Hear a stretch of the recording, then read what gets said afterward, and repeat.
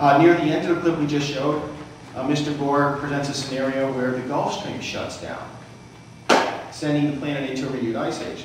This is another assertion that has been soundly refuted by science. November 17, 2006, Science Magazine reports, quote, a closer look at the Atlantic Ocean's currents has confirmed what many oceanographers suspected all along. There's no sign that the ocean's heat-laden conveyor is slowing. Similarly, Johann Jungklaus, a German scientist who models ice sheets, reported in the November 7, 2006 New Scientist, quote, abrupt climate change initiated by the ice sheet melting is not a realistic scenario for the 21st century. A couple of final items. I mentioned that Al Gore later in the movie talks about Antarctica and asserts that it is warming and has caused the Larsen B ice shelf to break off from the West Antarctic Peninsula. But scientists know and have known for a long time that Antarctica is in a prolonged cooling period and that the ice sheet is growing. January 13, 2002, Nature magazine reported that Antarctica as a whole has been dramatically cooling for decades. They reported that temperatures have dropped on the continent an average of 1.2 degrees Fahrenheit per decade for the past 30 years. More recently, July 2006, an article in the British journal Philosophical Transactions of the Royal Society reported that satellite measurements of the Antarctic ice sheet showed significant growth between 1992 and 2003.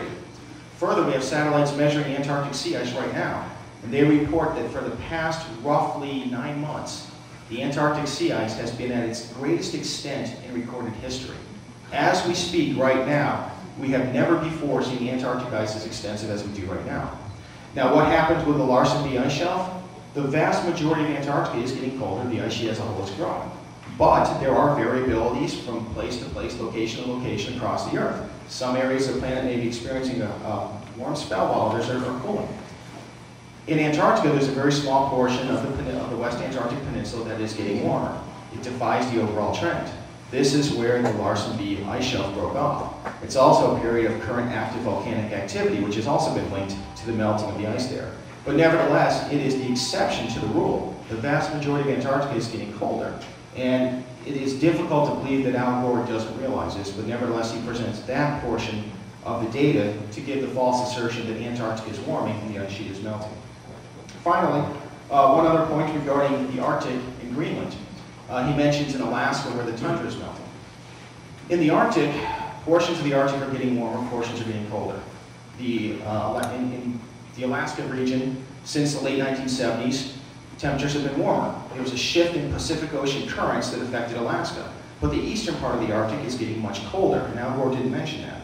Indeed, regarding Greenland, which he talks about later, in June, I believe, 2006 article in the journal Geophysical Research, the researchers at the Danish Meteorological Institute documented that the past 2 decades in Greenland were the coldest decades since the 1910s. The coldest decades. And indeed, during those 2 decades, temperatures averaged a full 1.5 degrees Celsius lower than the average annual temperature during the 1930s and 1940s. Keep in mind that the globe as a whole has only warmed 0.6 degrees Celsius since the end of the Little Ice Age. Greenland has cooled by 1.5 degrees Celsius since the 1930s.